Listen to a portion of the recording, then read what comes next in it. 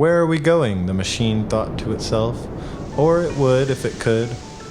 What is the place I was at before this? It naturally asked. Or it would if the voice, we'll imagine it had, could come singing through the vents John had installed in its back. He pulled his Jeep right up to the shoreline, the wind flirting with his graying hair, blowing cigar ash into his black and white stubble, causing his dirty white lab coat to make balloons on either side of him. He slowed as his wheels lost their traction, becoming buried in the sand and finally bringing both John and his proud invention to a lazy halt beneath the afternoon sun. Proud is exactly how the invention felt on this, its first day out. Or that's how it would feel if it could sense the sun, beating down on its broad shoulders, warming its chrome sections to an uncomfortable degree. It was the kind of sun that chokes you when your front door opens, brings you to cursing when you're lost, even for a moment, as you squint up and down the parking lot looking. It was the kind of sun that burns you through the hook on your mailbox, the handle of your car, the steel bleachers.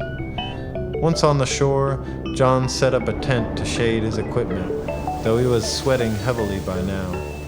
He put a little of his weight onto one of the poles to rest a moment and contemplated priesthood.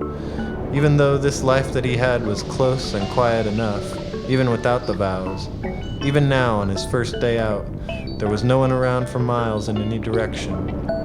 His machine sank a few inches into the sand and almost seemed to smile, which, funny enough, made it look a lot like it always had before.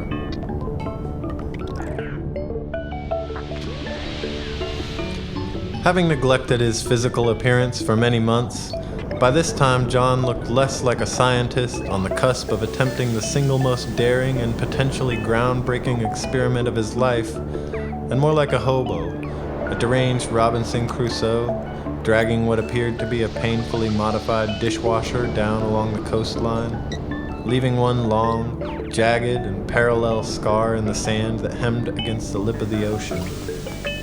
Had anyone seen him, he would have seemed almost lost, the way he inched down along the coast, moving with the same unhinged determination of a mind-addled vagrant, clinging to his one cumbersome possession, inexplicably prized, which in John's case bore enough purpose within it to drive him to endure both the heat and the weight as he worked to bring it towards, and ultimately into, and eventually overboard, the raft.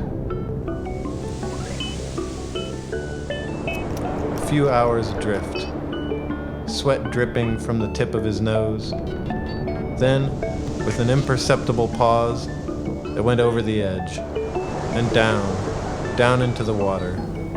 It blinked a little bit, and for a moment, John thought, or hoped, that he saw it floating, but then realized it had sunk down below, farther than he would ever be allowed to reach. It had begun. Who was that, the machine was thinking? It was the only person it had ever thought to communicate with, as it fell through the water, down and down, until the slight feather impact opened its gut, as it was, no doubt, designed to do. It had hit the very bottom of the deep, where upon its arrival it whirred and blinked and rocked side to side, a singular beeping chatterbox in the midst of a muffled ocean, a new home, a first day at school, except impossibly more vast and voided and without end. Above, balanced on the slippery tension that kept his teacup raft afloat, John grabbed his phone and mashed the keyboard with his palm. It didn't matter how he dialed, he didn't know anyone, and there was only one number saved, the Bureau's. Why did I get here? The machine thought as it sat there expressionless, which, of course, made it look a lot like it did when it was smiling. Back in the raft, John was attempting to make clear to someone, a very fraught member of the Bureau, that he had everything under control. But somehow they weren't believing him. They had instruments of their own and kept their own careful eyes on such things. Any disturbance in the equilibrium wouldn't go unnoticed for long. Still, John was certain that their initial consternation would pass and that they would see the beautiful gravity of what he'd done, or at least attempted, since the results would still take time to accumulate. Though no one doubted his brilliance, Some also called him naive, and only very few would deny that he had always been more than a little reckless. Even among his peers, he had always been the one who expected that the merits of science and of pure motives in time showed themselves, who thought that what was right was no different than the solution to a mathematical puzzle. Anyone who hadn't caught up to him yet would in time get to the same answer that he had, no matter how drastic or daring the course he set might actually turn out to be. And as for those who hesitated, well, they would just have to do the math. In the meantime, he couldn't be troubled to wait while the others caught up.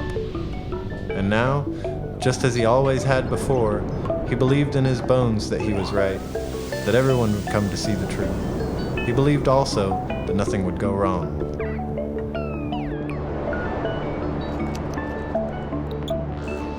"Forgive my slurred speech, but I've spoken to no one in months," John said.